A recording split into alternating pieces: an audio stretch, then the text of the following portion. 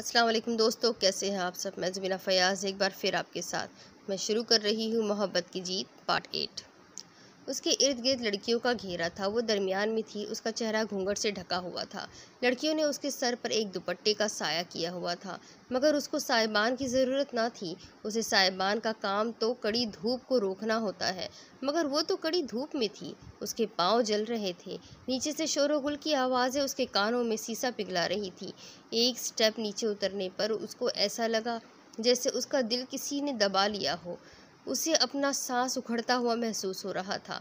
हर उठता कदम उसको एक बंद कमरे में ढकेल रहा था। उसका दम घुटने लगा था। उसे खुली फिजा की ज़रूरत थी, मगर दूसरे लोग भी वहाँ मौजूद थे। फिर उनका दम क्यों नहीं घुट रहा था? सिर्फ वही घुटन क्यों महसूस कर रही थी? मोहब्बत ने इसका सब कुछ छीन लिया था। उसे अपने होने वाले साजन के पहलू में बिठा दिया गया। उसके जिस्म की गर्मी वो महसूस कर सकती थी, मगर उसे गर्मी नहीं चाहिए थी। उसे तो मोहब्बत की गर्मी चाहिए थी, मगर वो कहीं खो गई थी। उससे कोसों दूर थी, मगर वो उसे महसूस कर सकती थी। हाँ, ये उसी की खुशबू थी। वो आसपास था, मगर उसे दिखाई क्यों नहीं दे रहा था? उसने अपना सर उठाया, घूंघट की ओट से उसे खोजना चाहा, मगर वो नज़र न आया। लेकिन उसकी खुशबू मुतवातिर रही थी। वो उसे महसूस कर सकती थी। अब दूसरी तरफ बहुत ज़बरदस्त दिस स्पीक्स। नंबर 1। नादिया फ़ाइक के कंधों पर सर रखे बैठी थी।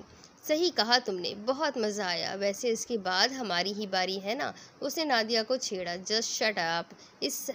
उसने सर उठाकर उसे एक घूंसा उसकी कमर में मारा। हाय, मैं मर गया। इतनी जान मेरी जान में। उसने प्यार से उसके हाथों को पकड़ लिया। छोड़ो छोड़ो मेरा हाथ, कोई देख लेगा। वो एक सुहानी शाम में जनाह गार्डन में बैठे माहौल से लुत्फ़अंदोज़ हो रहे थे। फूलों की खुशबू तो पहले ही दिल को मदहोश कर देने वाली थी, और नादिया का पास होना तो माहौल की रुमानियत को मज़ीद भड़का रहा था। पहले खुद हाथों को मेरे सीने से लगाती हो, फिर खुद ही डरती हो, उसने रुमानवी अंदाज में कहा। ओह, तुम्हारा सीना पीछे, मुझे तो पता ही नहीं था। इसने अफसोस जाहिर किया। जी नहीं, अगर यकीन नहीं आता तो देख लो। उसने अपना चौड़ा सीना उसके कानों के पास किया। वो उसके दिल की धड़कन को सुन सकती थी। सुन सुनी दिल की आवाज़, उसके जिस्म से निकलने वाली मोहब्बत की खुशबू को महसूस कर सकती थी। चल हट। नादिया ने फ़ाइक को पीछे ढकेला तो वो हरी हरी घास पर फिसल गया। हाथों को सरहाना बनाए उसके चेहरे को टुकटुकी बांधे देखता जा रहा था। ऐसे क्या देख रहे हो? हवा से उसकी जुल्फ़ें उड़ती जा रही थी। वो उन्हें समेट रही थी, अपने महबूब के चेहरे को। वो शर्मा गई, अपनी निगाहें झुका ली और उसके सीने पर अपनी उंगली से कुछ खुरचने लगी। ओह, मैं तो भूल ही गई। वो एकदम से उठ बैठा। भूल ही गया। वो एकदम से उठ बैठा। उसके यूँ अचानक बैठने से वो घबरा गई। क्या हुआ? उसका लहजा इस्तफ़ामिया था। वो सुंबल ने तुझे 6 बजे सरीना आने को कहा था। तो मैं तो भूल ही गया था। उसने अपना हाथ सर पर मारा। तो इसमें बड़ी बात क्या है? अभी चलते चले जाते हैं। और वैसे भी उकब में ही तो वाक़या है सरीना। उसने याद दिलाया। ओह, मैं तो ये भी भूल गया। वो वाकई भूल गया था। तुम तो भुलक्कड़ होते जा रहे हो, कुछ भी याद ही नहीं रहता तुम्हें। उसने फ़ाइक का मजाक उड़ाया। तुम्हारी मोहब्बत ने मुझे भुलक्कड़ बना दिया, उसने उसकी लहराती जुल्फ़ों को पीछे करते हुए जवाब दिया। हर वक्त रोमानवी अंदाज अच्छा नहीं होता, कभी सीरियस भी हो जाया करो बंदे। इतनी देर कर दी? हम पिछले 1 मिनट से तुम्हारा वेट कर रहे हैं। उकबी ने दोनों की क्लास ली थी। दोनों ने एक टेबल मुंतखब किया था जहाँ से वो बाहर का भी नज़ारा कर सकते थे। ये सब इसकी वजह से हुआ। नादिया ने सारा मलबा फ़ाइक पर डाल दिया और ख़ुद हर इल्ज़ाम से बरी हो गई। ओह मैडम, मेरी वजह से? ये तुम्हारी लहराती जुल्फ़ों की बदौलत। वो उल्टा उसी के मौजब इल्ज़ाम ठहराने पर तुला हुआ था। बाकी झगड़ा बाद में, पहले बैठ जाओ। सुंबल की याद दहानी पर दोनों बैठ गए। वैसे तुमने मुझे अपनी शादी का एल्बम तो दिखाया ही नहीं, कब दिखाने का इरादा है? उकबी ने हथेलियों पर थोड़ी टिकाई करते हुए पूछा। इसीलिए तो बुलाया है तुम्हें, ये लो। उसने पर्स से एक एल्बम निकाल कर सामने टेबल पर रखा। ओह, अब फिर से वही बोरिंग तस्वीरें देखना पड़ेगी। फ़ाइक ने अफसोस भरे लहजे में आह भरी। क्या कहा तुमने? बोरिंग? उसने अपना पर्स फ़ाइक के हाथों पर मारा। मैं भी तुम्हारी मदद कर देती हूँ। नादिया ने उसे पकड़कर आगे की तरफ किया तो सुंबल की जुल्फें उसकी घड़ी में उलझ गई। आह! उसके लबों से बरजस्ता निकला। ओह सॉरी, मैं देखती हूँ। फायक की हंसी अभी भी फिजा में गूंज रही थी। बड़ी आई मुझसे बदला लेने वाली। वो अभी भी हंस रहा था। बदतमीज, हद होती है बदतमीजी की। सुंबल ने एक घूंसा उसकी कमर में रसीद किया। वो भी सबसे बेनियाज तस्वीरों को उलट पुलट कर रही थी। तमाम तस्वीरें बहुत उम्दा थी, मगर एक चेहरा जिसने उसे आगे बढ़ने नहीं दिया, वो चेहरा अजनबी भी लगा और शनासा भी। आज से तमाम हसीनाओं से घूसे ही पड़ रहे हैं। वो भी अपनी ढिठाई का बड़ी बेबाकी से मुजाहरा कर रहा था। ये कौन है? ऐसा क्यों लग रहा है जैसे इसको पहले भी कहीं देखा है, मगर कहाँ? वो एकटक उसी तस्वीर को देखते जा रही थी। बड़े ही ढीठ हो तुम यार। नादिया ने एक और घूसा रसीद किया। आखिरकार वो सीधा ही हो गया। उलझे हुए बाल सुलझ गए। नादिया, मैं अभी से कह रही हूँ, संभल कर रहना। एक दिन में ही कच्चा चबा जाएगा तुम्हें। उसे नादिया को खबरदार किया। ओह, तुम्हें कैसे पता चला मैं खा जाऊँगा? उसने मानी खेज लहजे में कहा। बदतमीज़, बेशरम। उसने अपना पर्स उठाकर फिर से मारना चाहा, मगर अभी जो कुछ हुआ था इसलिए अपना इरादा मुलतवी कर दिया। ये कौन है? उसकी नज़रें अभी भी उसी तस्वीर पर थी। सबने हंसते हुए उसके संजीदा चेहरे की तरफ देखा। अरे ये तो मेरी होने वाली भाभी है। फायक ने एक नज़र तस्वीर पर डाली और बड़ी बेनियाजी से जवाब दिया। नाम क्या है? वो अभी उसी तस्वीर में उलझी हुई थी, और नाम बताने पर तो जैसे सारी उलझनें सुलझ गई। हाँ, ये वही थी। वही रंगत, वही अदा, वही जुल्फ़ें, वही हंसी, वही नाम। ये वही थी। वो उसे पहचान गई। लेकिन अगर ना हुई तो? अभी भी एक शक था जो दिल में खटक रहा था। उसने अपनी नज़रें उठाई तो सामने अंसर को देखा। वो किसी लड़की के साथ बैठा हुआ था। उस लड़की की पुश्त उकबी की तरफ थी। हूबहू वही जिस्म, वही मुजस्सम लग रही थी। हाँ, ये वही है। वो अब पहचान गई थी। उसकी आंखें अब दहकने लगी थी। वैसे अब हमें शादी कर लेनी चाहिए, क्या कहती हो तुम? नाज के हाथों को थामते हुए उसने रोमानवी अंदाज में कहा था। शादी? शादी की बात सुनकर वो बुरी तरह चौंक गई। क्यों? तुम इस तरह क्यों चौंकी? मैंने शादी ही की तो बात की है, और वैसे भी हम कब तक बिना किसी रिश्ते के यूं ही मिलते रहेंगे? हमारी इस मोहब्बत को कोई ना कोई नाम तो देना ही चाहिए। वो उसकी आंखों में डूबता जा रहा था। तो फिर अब जल्दी से बताओ कि कब बन रही हो मेरी दुल्हन? वो अभी इसी सकते में थी। लेकिन अंसर, मैं अभी शादी नहीं करना चाहती। उसने अपने हवास को यकजा कर लिया। अभी शादी नहीं करना चाहती? मगर क्यों? उसका अंदाज इस्तफहामिया था। आखिर किसी को भूलने में वक्त तो लगता है ना। ये आवाज़ तो नाज की ना थी, और ना ही अंसर की। ये उकबी की आवाज़ थी जो उनके सामने खड़ी थी। क्यों? सही कहा ना। उसका इशारा नाज की तरफ था। क्या मतलब है तुम्हारा? अंसर ने हैरत से इस्तफसार किया। आप मुझसे क्यों पूछ रहे हैं? खुद अपनी होने वाली बेगम से ही पूछ लें। क्यों? ठीक कहा ना मैंने। उसने भवें उचकाते हुए नाज की तरफ देखा। क्या कह रही हो तुम? उसने गुस्से में उकबी की तरफ देखा। वो उसकी बातों को समझ नहीं पाई। मैं क्या कह रही हूँ ये तुम भी अच्छी तरह जानती हो मिस सखा नाज। और अंसर भाई, आप कभी इस लड़की पर भरोसा मत करना। ये आपसे भी कभी वफा नहीं करेगी, कभी नहीं। वो बमुश्किल अपने आंसुओं को जब्त करते हुए वहाँ से चली गई। क्या कह रही थी उकबी? अंसर की आंखों में शक जन्म ले चुका था। मुझे क्या मालूम? उसकी आवाज़ लड़खड़ाने लगी थी। वो शक्किया अंदाज में उसको देख रहा था। ये तो मेरी भाभी है सखानाज। फायक की आवाज़ अभी भी उसके कानों में गूंज रही थी। उसका नाम सखानाज था, मगर मेरे लिए वो सिर्फ सखा थी, सिर्फ और सिर्फ सखा। ज़ुहाब की आवाज़ आज भी वैसा ही दर्द समेटे हुए थी। अब दूसरी तरफ, गिरफ्तार दिल है बहुत आज तेरे दीवाने का, खुदा करे कोई तेरे सिवा ना पहुँचे। रात ने आज फिर से अपनी रुत बदल डाली थी। एक अजीब सी कशिश थी, एक अजीब सा एहसास था जो उसे सरे शाम से ही परेशान किए हुए था। रात ने दुनिया को तो अपनी लपेट में ले लिया, मगर उसके दिल की स्याही को अपनी लपेट में लेने से इनकार कर दिया। वो करवटें बदलता रहा, मगर नींद खफा ही रही। बहुत कोशिश की सोने की, मगर एक एहसास उसे सोने ही नहीं दे रहा था। मिट्टी मिट्टी सी उम्मीदें, थके थके से ख्याल, बुझे बुझे से निगाहों में गम के अफसाने। एक धुंधली तस्वीर बार बार उसके ख्यालों की दुनिया में मखल हो रही थी।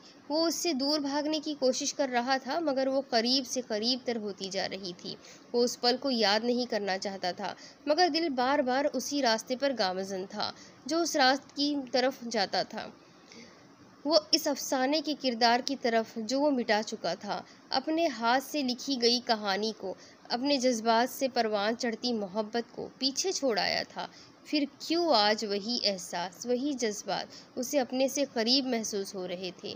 उसे ऐसा महसूस हो रहा था जैसे किसी ने इन राजों से पर्दा उठा दिया हो, उसके ज़ख्मों को फिर से हरा कर दिया हो। हज़ार शुक्र कि हमने ज़बां से कुछ न कहा, और ये और बात है कि पूछा ना अहले दुनिया ने। अब वो मज़ीद नहीं रुक सकता था। उसके कदम खुद ब खुद अपने कमरे से बाहर निकले और उस अलमारी की तरफ बढ़े जहाँ उसकी यादें थीं, उसकी तस्वीर थी, एक बार फिर आज़ाद होने के लिए बेकरार थी। उसने अलमारी खोली तो यादों के अंबार हवा में उड़ने लगे, एक ऐसी बोली बोलने लगे जिसे सिर्फ वो सुन सकता था, वो एहसास जिन्हें सिर्फ वो महसूस कर सकता था, वो तस्वीरें जो सिर्फ उसके साथ बातें करती थी, वो आंसू जिन्हें सिर्फ वो खुद ही देख सकता था। बकदर रिश्ता बकदर तशना लबी परसश वफा ना हुई, छलक के रह गए तेरी नज़र के पैमाने। क्यों किया तुमने ऐसा, क्यों? उसकी आंखें अब बहने लगी थी। वो खिड़की के साथ टेक लगाए खड़ा था। हल्की हल्की हवा उसकी जुल्फ़ों के साथ खेल रही थी। आंखों से आंसू तस्वीर में मौजूद अक्स को बोसा देने लगे।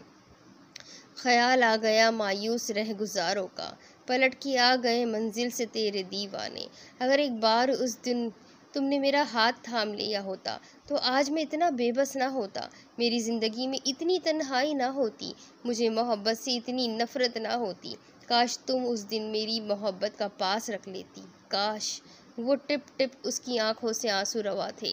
कहाँ है तू कि तेरे इंतज़ार में दोस्त, तमाम राज सुलगते हैं दिल के वीराने। तुम्हें मालूम है कि उस रात सिर्फ तुमने ही नहीं मुझे छोड़ा था, बल्कि मुझसे जुड़ी हर शय ने मेरा साथ छोड़ दिया था।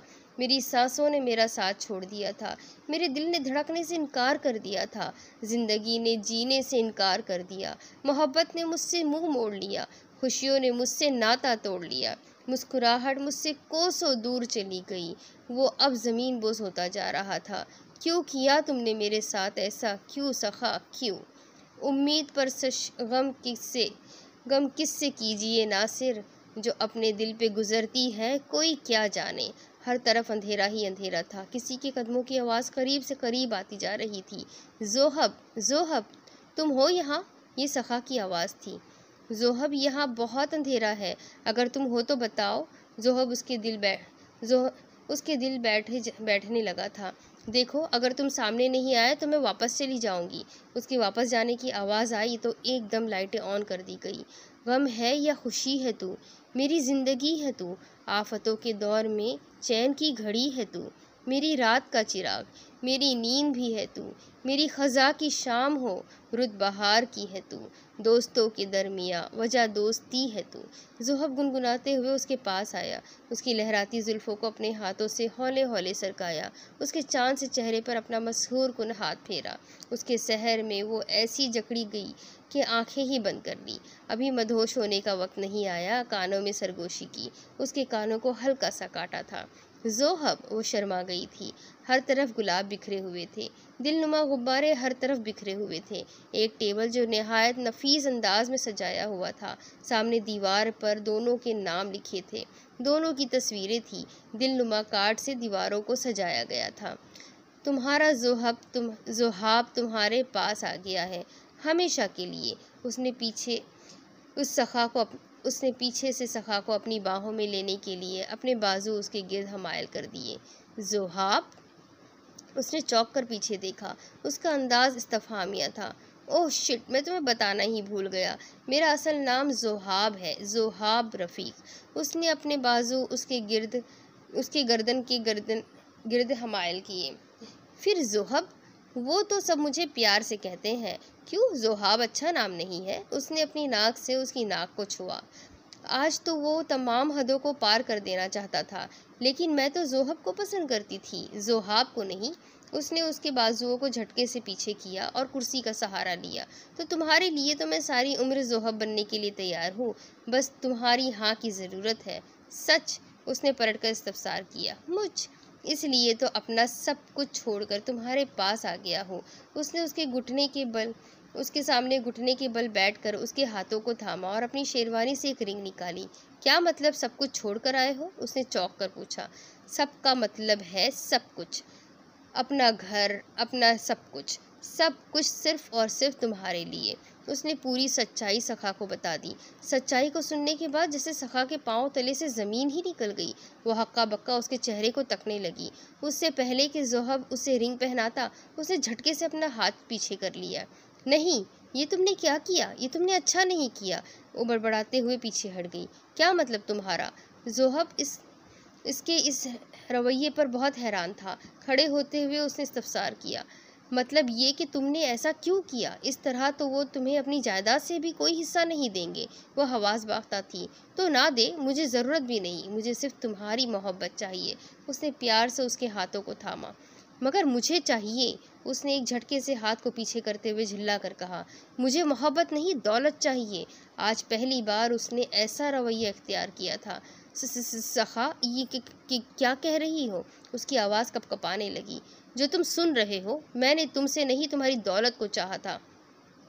तुम्हारा यूं मुझ पर दौलत लुटाना, वो मेरे दिल को भाया था। उसकी आंखों से आंसू निकल आए। वो ऐसा कैसे कह सकती थी? उसकी मोहब्बत को कैसे दौलत के साथ तोल सकती थी? उसे अचानक याद आया कि जब भी कभी वो उसके लिए गिफ्ट लेकर आता तो वो उसके सामने अपनी एक नई मजबूरी पेश कर देती और वो उसे उसी की मासूमियत समझकर पूरा कर देता। अरे, मेरी वॉच ख़राब है।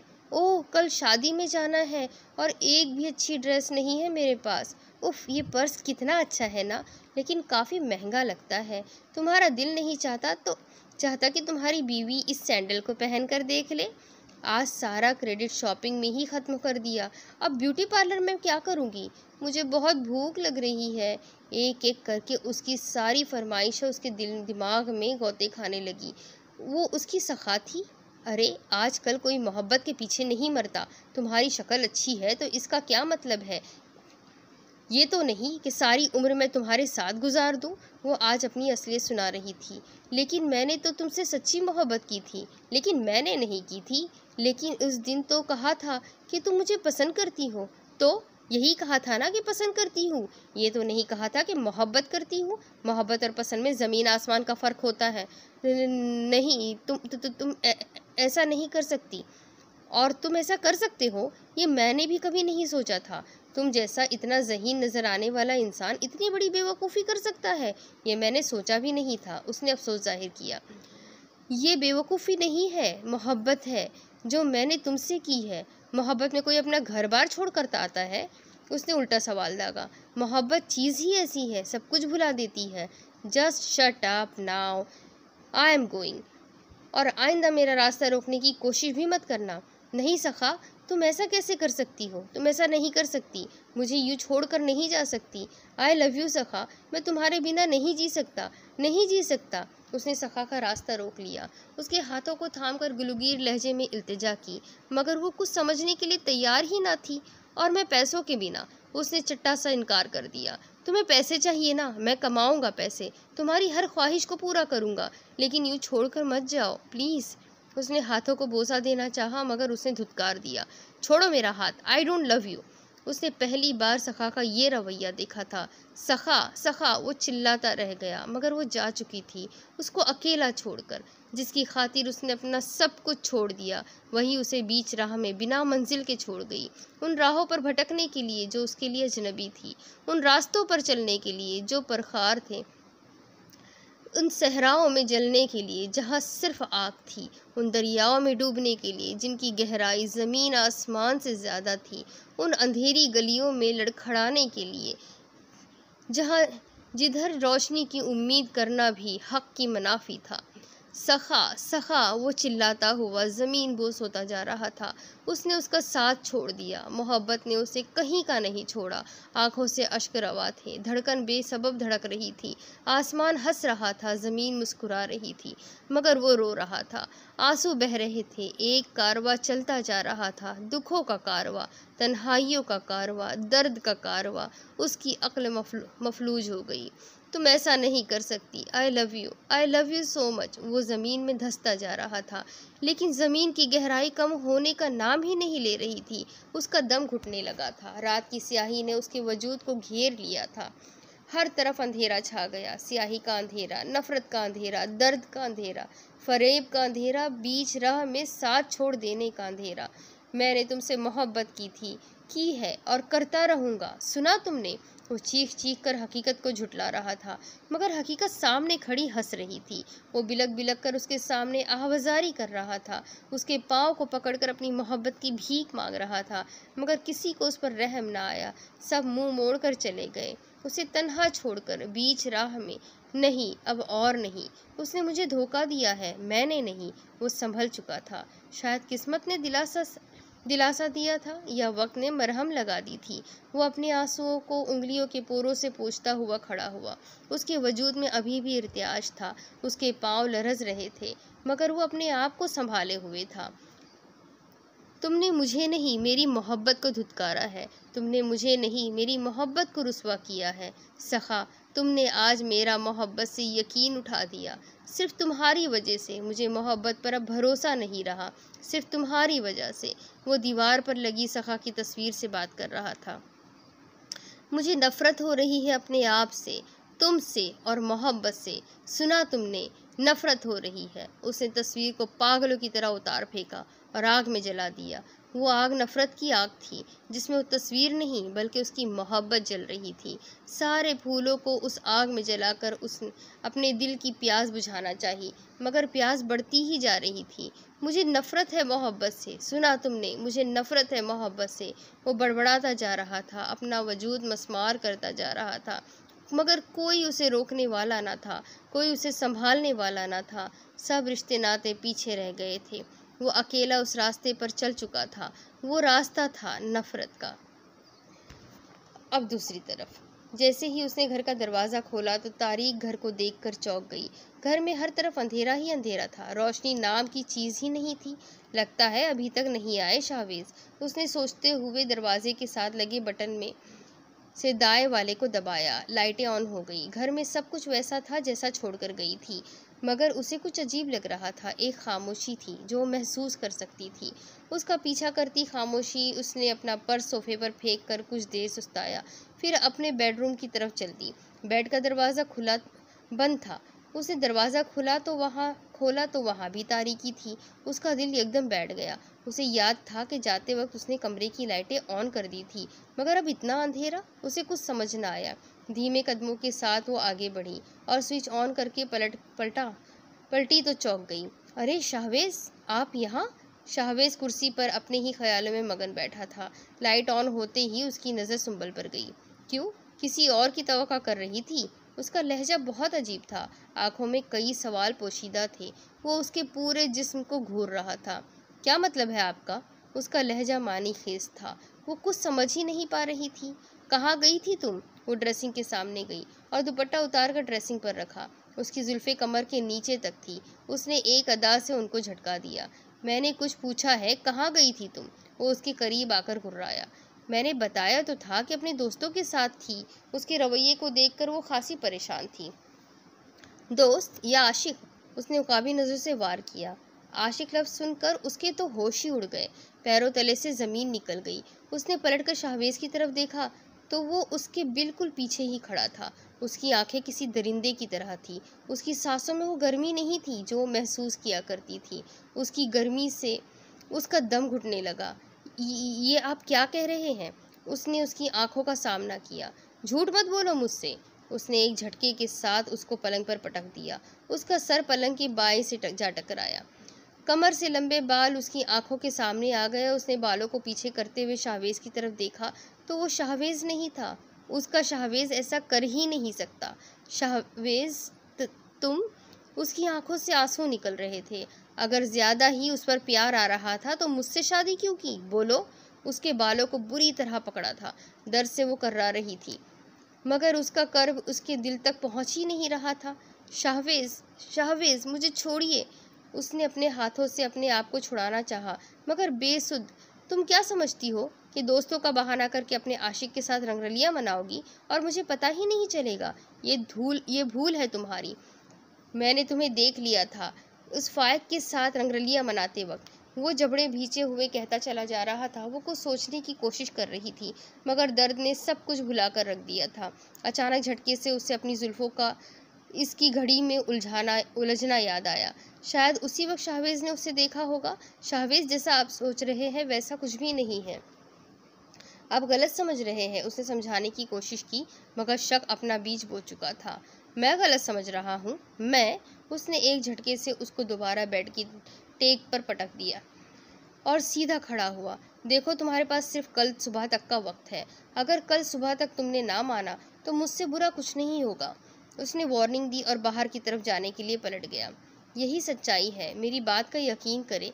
वो अपना दर्द भूलकर उसे यकीन दिलाने की कोशिश कर रही थी, मगर वो समझने से कासिर था। उल्टा पलटकर एक तमाचा उसके रुखसार पर दे मारा। अब अगर एक बार और झूठ बोला ना तो दूसरा गाल भी लाल करते देर नहीं लगेगी मुझे। झुककर जबड़े भींचते हुए कहा और बाहर निकलकर दरवाज़ा लॉक कर दिया। शाहवेज, मेरा यकीन करे, जैसा आप समझ रहे हैं वैसा कुछ भी नहीं है। वो रोती रही, चिल्लाती रही, मगर वो जा चुका था। उसने अपने सर को दोनों कोहनियों के दरमियान कर लिया। आंखें खुद ब खुद अश्क बहा रही थी।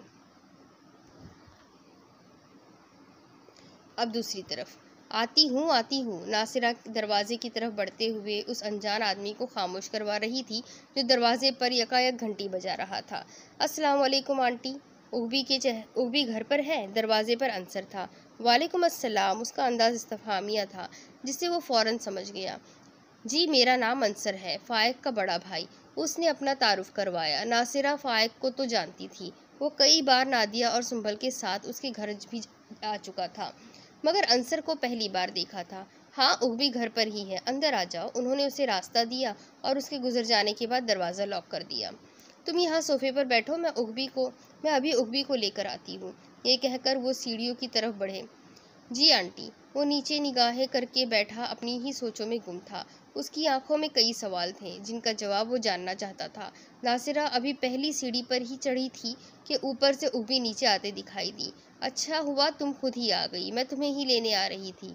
मुझे लेने? मगर क्यों? उसने अभी तक अंसर को नहीं देखा था। वो तुमसे मिलने कोई आया है। मुझसे मिलने कौन आ सकता है? वो लाउंज में आई तो वहाँ अंसर को पाया। अस्सलाम वालेकुम। उहबी को देखते ही अंसर खड़ा हो गया। वालेकुम अस्सलाम। अंसर को वहाँ देखकर उसे ज़रा भी हैरानी न हुई। ऐसा मालूम होता था जैसे वो जानती थी कि वो आएगा और वो उसी का इंतज़ार कर रही थी। मुझे आपसे बात करनी है, अंसर ने कहना चाहा तो उहबी ने इस बात में सर हिला दिया। मुझे मालूम है। आप इस तरह करें कि मेरे साथ कमरे में आ जाए। कमरे में? उसने इस्तफहामी अंदाज में नासिरा की तरफ देखा था। हाँ बेटा, तुम दोनों कमरे में जाकर बातें करो, मैं तुम्हारे लिए चाय बनाकर लाती हूँ। मुस्कुराते हुए नासिरा किचन में चली गई। आप बैठे। कमरे में जाकर उहबी ने अंसर को बैठने का इशारा किया, मगर वो यहाँ बैठने नहीं आया था। मुझे बस आप ये बताएं कि आप क्या जानती हैं नाज के बारे में। उसके चेहरे पर कई सवाल थे, मगर फिल वक्त वो यही कह पाया। मैं कुछ नहीं जानती, मगर। उसने एक पल के लिए तौक़ुफ़ किया। मगर क्या? प्लीज़ आप मुझे बताइए। मैं जानना चाहता हूँ कि क्या राज है नाज का। उसके दिल में कई सवाल उभर रहे थे। जो मोहब्बत का नाटक वो आपके साथ कर रही है, वही नाटक उसने मेरे कज़िन ज़ुहाब के साथ भी किया था। वो एकटक बस उहबी के चेहरे की तरफ ही देखा जा रहा था। मेरा कज़िन ज़ुहाब आज भी उसका इंतज़ार कर रहा है। उसकी याद में इस कदर आगे उसने क्या कहा वो सुन नहीं सका। उसके कानों की समाअत तो इन्हीं अल्फाज के गिर चक्कर लगा रही थी। जो मोहब्बत का नाटक वो आपके साथ कर रही है, वही नाटक उसने मेरे कज़िन ज़ुहाब के साथ भी किया था। नाटक? नहीं, वो नाटक नहीं कर सकती। मेरे साथ नहीं। वो यकीन करने को तैयार ही नहीं था। तुम झूठ बोल रही हो। उसका अंदाज इस्तफहामिया था। मुझे मालूम था तुम मेरी बात का यकीन नहीं करोगे। उसने आपकी आंखों के गिर्द भी वही मोहब्बत की पट्टी बांधी है जो उसने ज़ुहाब की आंखों पर बांधी थी। वही एतमाद, वही मोहब्बत। उहबी को कुछ समझ नहीं आया कि वो उसकी मोहब्बत पर रश्क करे या अफसोस। मैं उससे मोहब्बत करता हूँ, वो रूहान सा हो गया, मगर वो नहीं। उसे सिर्फ आपकी चमक भाती है, आपकी मोहब्बत नहीं। उहबी ने आईना दिखाने की कोशिश की। मोहब्बत की चमक? उसने अपने अल्फाज में तर्जुमानी की। नहीं, ऐशो इशरत की चमक। मगर छोड़िए, मैं कल ही आपको ज़ुहाब के पास ले चलती हूँ। आप उससे मिलेंगे तो बेहतर समझ सकेंगे। वो कुछ न कह सका। ये लो चाय। नासिरा ने दरवाज़ा खोला और ट्रे को टेबल पर रख दिया। तुम बच्चे तुम बच्चे चाय पियो, मैं चलती हूँ। उनका लहजा मानीखेज था। जवाबन दोनों मुस्कुरा दिए। सारी रात वो एक कोने में बैठी रोती रही। क्या करे क्या ना करे, उसे कुछ समझ नहीं आ रहा था। शाहवेज, उसका शाहवेज, उसके साथ ऐसा भी कर सकता है? अपने ही हाथों उसे इस तरह जख्मी कर सकता है? उसके लिए नाकाबिले यकीन था। वो एकटक निगाहों से दरवाजे पर नजरें जमाए हुए थी। रात का अंधेरा कब उजाले में तब्दील हो गया, उसके आंसुओं ने खबर तक न होने दी। सूरज की किरणें उसके मुरझाए चेहरे पर पड़ी तो आंखें एक पल के लिए चुंधिया गईं। उसने अपने आप को संभाला और उठकर ड्रेसिंग की तरफ बढ़ी। सामने उसका अक्स था जो किसी भी एंगल से उसका नहीं लग रहा था। शाहवेज, ये तुम नहीं हो सकते। तुम ऐसे तो नहीं थे। तुम्हें तो मेरी परवाह थी, मुझसे मोहब्बत थी, मेरा ख्याल रखते थे। फिर अब तुम्हें क्या हो गया है? तुम इतना क्यों बदल गए? क्या तुम्हें अपनी सुंबल पर यकीन नहीं? क्या तुम्हें मेरी मोहब्बत में खोट नजर आता है? तुम क्यों इतना बदल गए? क्यों? प्लीज़ वापस पहले वाले शाहवेज बन जाओ, मेरे शाहवेज, अपनी सुंबल के शाहवेज। आंखों से गिरते आंसुओं ने भी उसकी दिल की तर्जुमानी की। वो भी अपने हक के लिए लड़ रहे थे। आंसुओं को पोंछे हुए वो दरवाजे की तरफ बढ़ी जो राज शाहवेज ने लॉक कर दिया था। उसने आखिरी बार किस्मत आजमाई करना चाहिए। दरवाज़ा बासानी खुल गया। वो बिना कुछ सोचे समझे बाहर आ गई। माथे पर अभी भी जख्म का निशान था। वो ठेसे मार रहा था। उसने तमाम बॉक्स छान मारे, कहीं भी फर्स्ट एड बॉक्स ना मिला। दर्द बढ़ता जा रहा था, आंखें भीगती जा रही थी। उसने ना चाहते हुए भी बाहर का दरवाज़ा खोला तो एक पुरसुकून हवा उसके जिस्म से टकराई। उसने ताज़ा हवा में सांस लिया। अपने खुदा की तस्बीह बयान करते परिंदों की चहचहाने की आवाज़ें उसके कानों में पड़ी तो एक दिली सुकून मिला। कुछ देर तक वो यूं ही खड़ी आसमान पर उड़ते परिंदों को देखती रही। कल तक वो भी उन्हीं में से एक थी, मगर आज उसके पंख कतरे जा चुके थे। उसने एक नज़र अपने बाजुओं की तरफ डाली।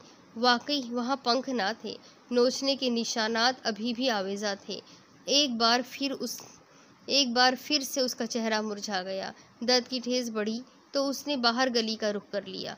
हर तरफ खामोशी थी, आंखें ज़मीन पर गाड़े वो बस चलती जा रही थी। उसकी टक्कर एक जिस्म से हुई तो वो लड़खड़ा गई। सुंबल, फायक ने इस्तफामिया अंदाज में उसका नाम लिया। तुम? वो उसे देखकर बौखला गई। यही मैं तुमसे पूछ रहा हूँ कि तुम यहाँ, और ये जख्म कैसे? उसने बिखरे बालों को अपने हाथों से पीछे किया। नहीं, सुंबल ने उसके हाथों को झटक दिया। वो सख्त घबराई हुई थी। सुंबल, क्या हुआ? तुम ऐसे क्यों बिहेव कर रही हो? उसकी हालत को देखकर वो बहुत परेशान हुआ। कुछ भी तो नहीं हुआ। क्या हुआ बताओ ना, क्या होना है? उसने अपने आप को संभाला और बिहेव को नॉर्मल किया। तो फिर ये जख्म? फायक ने बाजू पकड़कर आगे किया। सुर्ख निशानात आवेजा थे। अरे ये तो मैं सीढ़ियाँ चढ़ते हुए गिर गई थी, अब बस बैंडेज लेने ही जा रही हूँ। उसने झूठ बोलकर फायक को टालना चाहा, साथ साथ मसनूई मुस्कुराहट का भी सहारा लिया। तुम सच कह रही हो? फायक ने शकिया नज़रों से सुंबल की तरफ देखा जो अपनी निगाहें चुरा रही थी। हाँ भाई, सच ही तो कह रही हूँ, भला झूठ बोलकर मुझे क्या मिलेगा? उसने एक बार फिर मुस्कुराने की नाकाम कोशिश की। आंखों में नमी उभर आई। फिर ये आंसू? 4 साल की दोस्ती क्या आंसू को भी नहीं पहचान सकती? उसने आंखों में उभरते हुए आंसुओं को फौरन पहचान लिया। अरे ये तो आंसू नहीं बल्कि मिट्टी का जर्रा चला गया था, इसलिए पानी निकल आया। उसने आंसुओं को उंगली के पोरों से झटक दिया। मगर आखिर कब तक वो ऐसा कर सकती थी? हकीकत को जितना छुपाने की कोशिश की जाए वो सामने आने के लिए उतनी ही बेताब रहती है।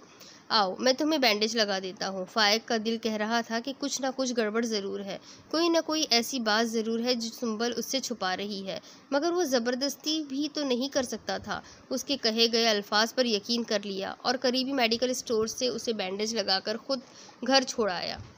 घर में दाखिल होने पर फिर से उसी अंधेरे का सामना करना पड़ा। पर्दे ढके जा चुके थे, लाइटें बंद थी। उसे ऐसा लगा कोई उसे छुप छुप कर देख रहा हो। वो शाहवेज ही था। शाहवेज? उसकी आवाज़ कपकपा रही थी, कदम लरज रहे थे। बड़ी मुश्किल से वो सोफे तक पहुंची सकी। कहाँ गई थी तुम? कानों के पास किसी ने सरगोशी की थी। वो सहम गई। ये वही आवाज़ थी। बिना देखे उसने कुछ कहना चाहा, मगर अल्फाज हलक में ही अटक गए थे।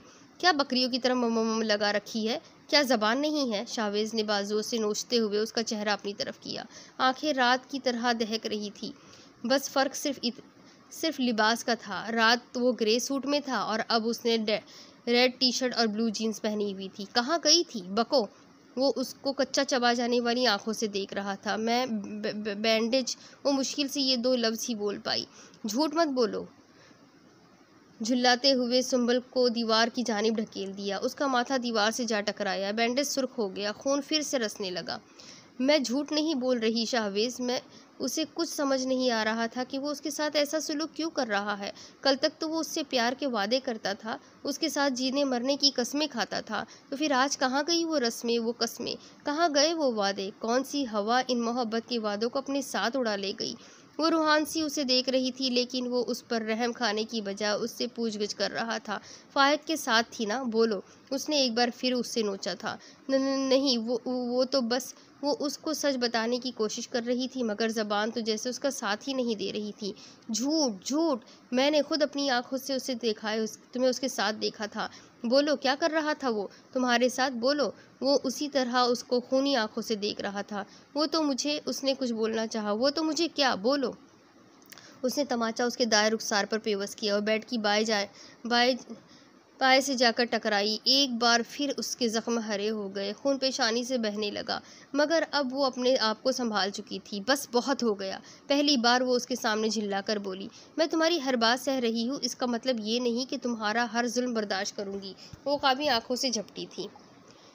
अपनी आंखों को लगाम दो, वरना निकाल कर बाहर फेंक दूंगा। उसने अपनी मर्दानगी का मुजाहरा किया और उसके बालों को बेदर्दी से खींचा। अब इसके आगे की स्टोरी मैं आपको अगली किस्त में सुनाती हूँ। क्या सुंबल उसका मुकाबला कर पाएगी? क्या सुंबल उसके जुल्म को दुनिया के सामने रख पाएगी? क्या वो उसके शक को कभी दूर कर पाएगी? ये सब कुछ जानने के लिए मेरे साथ बने रहें। अगली किस्त में फिर मिलेंगे। अल्लाह।